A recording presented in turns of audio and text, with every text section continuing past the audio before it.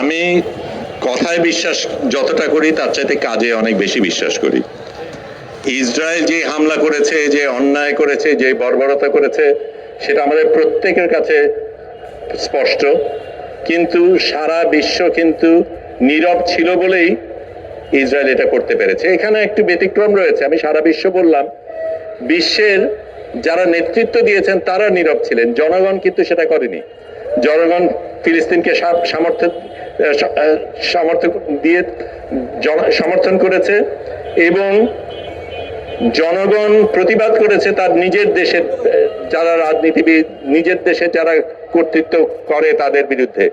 সারা পৃথিবীতে এখন কিন্তু লোকজন রাস্তায় নামছে, প্রতিবাদ করছে। তাদেরকে নাজেহাল করা হচ্ছে, তাদেরকে অ্যারেস্ট করা হচ্ছে, তারপরেও এই মানুষগুলি নামছে।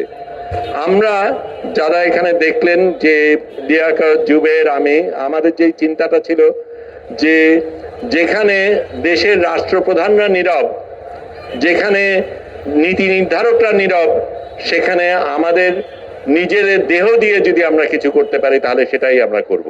সেই কারণে এটা নিশ্চয়ই সত্য যে সেখানে অনেক বিপদ ছিল। সেই বিপদ জেনেই কিন্তু আমরা গিয়েছিলাম।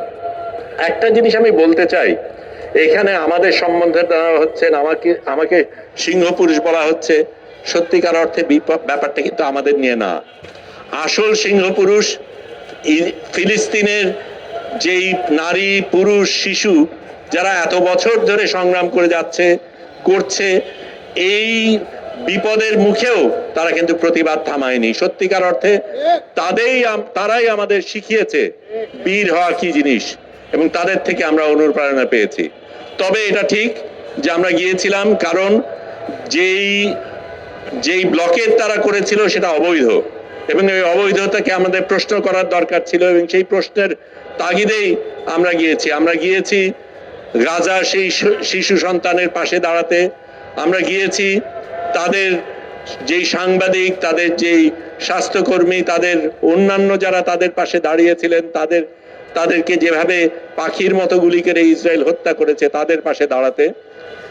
এর সাথে এটা বলতে হবে যে আমি বিশেষ করে গর্ব করি দুটো জিনিসে। একটা হচ্ছে আমরা অল্প কয়েকজন গিয়েছিলাম, এই 3 জন বাংলাদেশ থেকে গিয়েছিলাম, কিন্তু বাংলাদেশের 18 কোটি মানুষ কিন্তু আমাদের সাথে ছিল।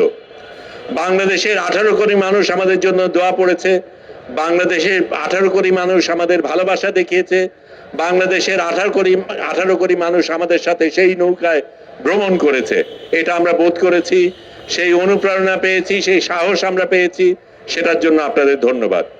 তার বাইরে আরো 2 জন ব্যক্তি অসাধারণ ভূমিকা রেখেছিলেন। যিনি আজকে প্রধানমন্ত্রী তারেক রহমান সাহেব, তিনি তখন প্রধানমন্ত্রী ছিলেন না, কিন্তু তিনি প্রথম রাজনীতিবিদ হিসাবে প্রকাশ্যে আমাদের সমর্থন করেছেন, আমাদের পাশে দাঁড়িয়েছেন, এবং বাংলাদেশে মানুষের এই যাত্রার জন্য সমর্থন সেটা প্রকাশ করেছেন এবং বলেছেন, ঘোষণা দিয়েছেন যে আমাদের যদি কিছু হয় তাহলে তাদের জবাবদিহিতা, যারা করেছে তাদের জবাবদিহি করতে হবে। তারপরে পরেই আমাদের তখন যিনি দেশের প্রধান ছিলেন প্রফেসর ইউনূস, তিনিও একই ধরনের বক্তব্য রেখেছেন, সাহসী বক্তব্য রেখেছেন। যেখানে এত দেশের রাষ্ট্রপ্রধানরা নীরব ছিল, বাংলাদেশের 2 কর্ণধার প্রকাশ্যে তারা আমাদের এই যাত্রার প্রতি সমর্থন জানিয়েছেন, ফিলিস্তিনের প্রতি সমর্থন জানিয়েছেন, ইসরায়েলকে বর্জন করার জন্য ডেকেছেন। আমি এটা লম্বা করতে চাই না। আমি আপনাদের ধন্যবাদ জানাই, আপনারা এসছেন, এবং সারা বাংলাদেশের কাছে আপনারা যারা সাংবাদিক ভাই বোনরা আছেন, আপনারা সারা বাংলাদেশের কাছে পৌঁছে দেবেন যে একটা ন্যায্য লড়াইয়ের জন্য বাংলাদেশিরা এখনো প্রস্তুত, এখনো লড়াই করে যাবে, এবং অন্যায় যেখানে আছে সেখানে প্রতিবাদ করবে। আমার দেশের সংবিধান আমাকে বলে অন্যায়ের বিরুদ্ধে দাঁড়াতে, নিপীড়িতর পাশে দাঁড়াতে। আমার ধর্ম আমাকে বলে অন্যায়ের বিরুদ্ধে দাঁড়াতে, নিপীড়নের নিপীড়ককে প্রশ্ন করতে, যারা নিপীড়িত তাদের পাশে দাঁড়াতে। সেই জিনিসটাই আমরা করেছি। আমাদের দেশ, আমাদের ধর্ম যেটা বলে সেটা আমরা করেছি, কিন্তু আমরা একা করলে চলবে না। আমাদের প্রত্যেকের করতে হবে, যার যেখানে যেই সমর্থন আছে, যেই সামর্থ্য আছে, সেখান থেকে আমাদের প্রত্যেকের লড়াই করতে হবে। এবং আমি বিশ্বাস করি মনে প্রাণে বিশ্বাস করি এই নিপীড়ক ইসরায়েল আমাদের প্রতিবাদের মুখে ধূলিসাৎ হয়ে যাবে। সেই আশা করি। ফিলিস্তিনের জয় হোক। জয় হোক।